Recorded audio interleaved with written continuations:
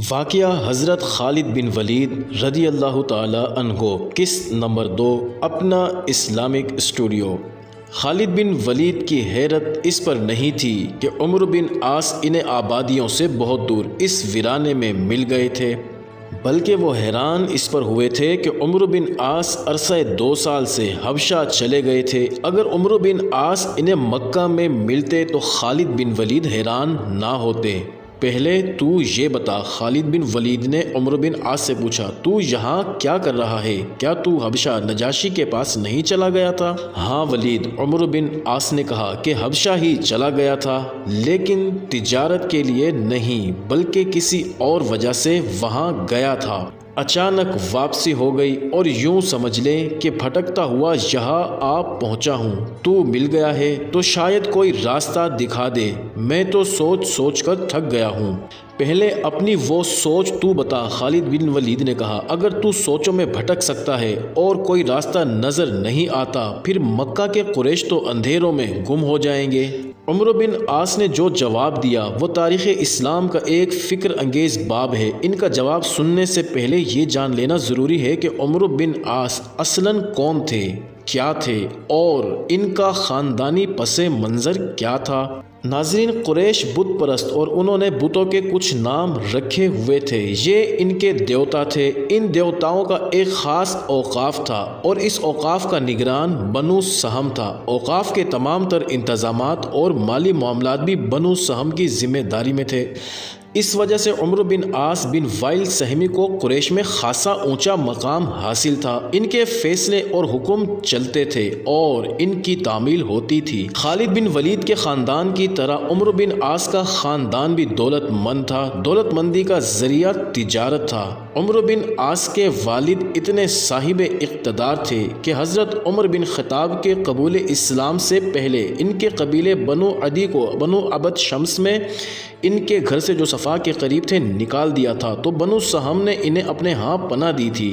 پھر حضرت عمر بن خطاب نے اسلام قبول کیا تو اسی بنو سہم نے انہیں قتل کرنے کا ارادہ کر لیا۔ اس پرخطر صورتحال میں عمرو بن عاص کے والد عاص بن وائل سہمی نے انہیں اپنی حفاظت میں رکھا تھا۔ عاص بن وائل اتنے دولت مند تھے کہ ریشم کا لباس پہنتے تھے۔ عمرو بن عاص پر اس دولت مندی کا اور اپنے خاندان کی حیثیت کا بہت زیادہ اثر تھا۔ ایک اثر تو یہ تھا کہ وہ عزت نفس کا بہت زیادہ خیال رکھتے تھے، اور دوسرا اثر یہ کہ اقتدار پسندی میں کسی اور کو اپنے آگے یا اپنے اوپر برداشت نہیں کرتے تھے۔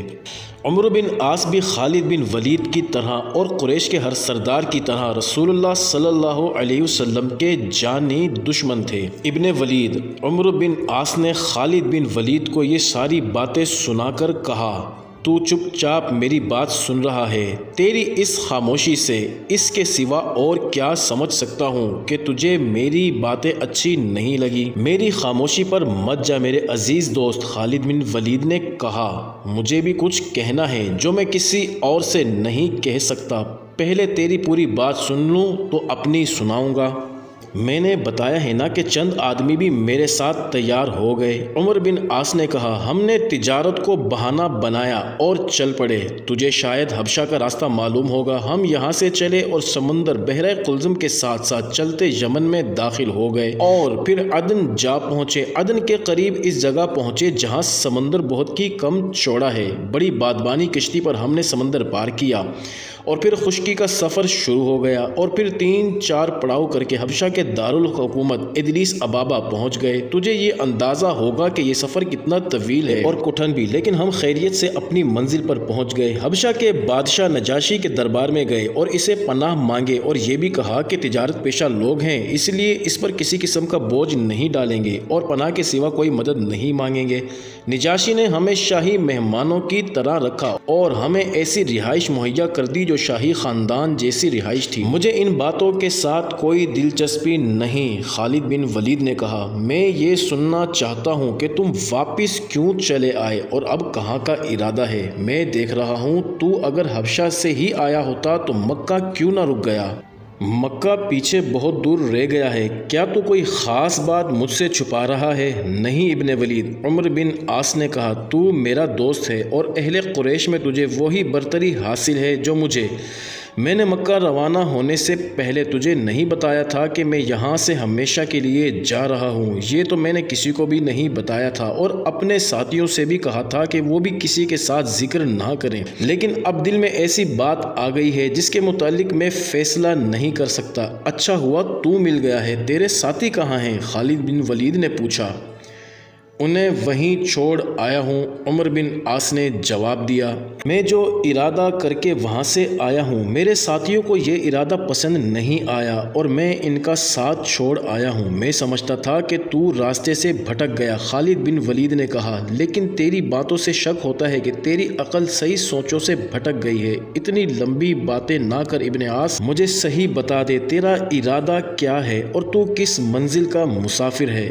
ابن ولید، عمر بن عاص نے کہا، جب تک بات پوری نہ سنا لوں اپنا ارادہ نہیں بتاؤں گا، کیونکہ تو غلط سمجھ لے گا۔ یہ تو تجھے معلوم ہے کہ ہمارے تاجر حبشہ جاتے رہتے ہیں، ہم وہاں تقریباً 1 سال سے ہیں۔ ایک روز عربی تاجروں کا ایک قافلہ عدلیس ابابا پہنچا، اس میں میری جان پہچان کے لوگ بھی تھے۔ ان سے پتہ چلا کہ محمد صلی اللہ علیہ وسلم نے حدیبیہ کے مقام پر قبیلہ قریش کے ساتھ ایک معاہدہ کیا ہے اور اس معاہدے کی روح سے قریش اور مسلمان 10 سال تک جنگ نہیں کریں گے۔ پھر مجھے پتہ چلا کہ محمد صلی اللہ علیہ وسلم نے قریش کی ساری شرطیں مان لی ہیں اور طے پایا ہے کہ وہ 1 سال بعد عمرہ کرنے آئیں گے۔ میں نے تسلیم نہیں کیا کہ ایسا معاہدہ ہوا ہوگا، لیکن تھوڑے ہی عرصے بعد مکہ سے آیا ہوا ایک اور آدمی ملا۔ اس نے بتایا کہ مسلمان اپنے رسول محمد صلی اللہ علیہ وسلم کے ساتھ 1 سال بعد عمرہ کرنے آئے تھے اور پرامن طریقے سے عمرہ کیا اور واپس چلے گئے۔ میں نے مکہ سے آنے والے اس شخص سے اور کئی باتیں پوچھی تو میں اس نتیجے پر پہنچا کہ قریش نے مسلمانوں کا غلبہ قبول کر لیا ہے اور ان کی برتری کو بھی تسلیم کر لیا ہے۔ ابن ولید، تجھے میری بات اچھی لگے نہ لگے، میں اپنے دل اور دماغ کی بات کرتا ہوں۔ میں محمد کے کردار کا قائل ہو گیا ہوں اور سوچ سوچ کر میں اس رائے پر پہنچا ہوں کہ محمد کا ستارہ اقبال کے عروج پر پہنچ گیا ہے۔ مجھے یہ بھی معلوم ہوا ہے کہ مدینہ جا کر اسلام تیزی سے پھیل رہا ہے۔ پھر مجھے یہ پتہ چلا کہ قریش مدینہ پر یلغار کرنے گئے تھے، لیکن مسلمانوں نے ایک نئی رکاوٹ سوچ لی اور قریش کی یلغار ناکام ہو گئی۔ مسلمانوں نے مدینہ کے ارد گرد خندق کھودی تھی۔ خالد بن ولید بھی اس یلغار میں شامل تھے اور انہوں نے گھوڑے سے یہ خندق پھیلانے کی کوشش بھی کی تھی اور ناکام رہے تھے، اس لیے وہ جنگ خندق کی بات عمر بن عاص کو سنا سکتے تھے۔ انہوں نے جنگ خندق کی پوری تفصیل سنائی اور مسلمانوں کے دانش مندی کو خراج تحسین پیش کیا کہ انہوں نے خندق کھود کر قریش کا حملہ ناکام کر دیا تھا۔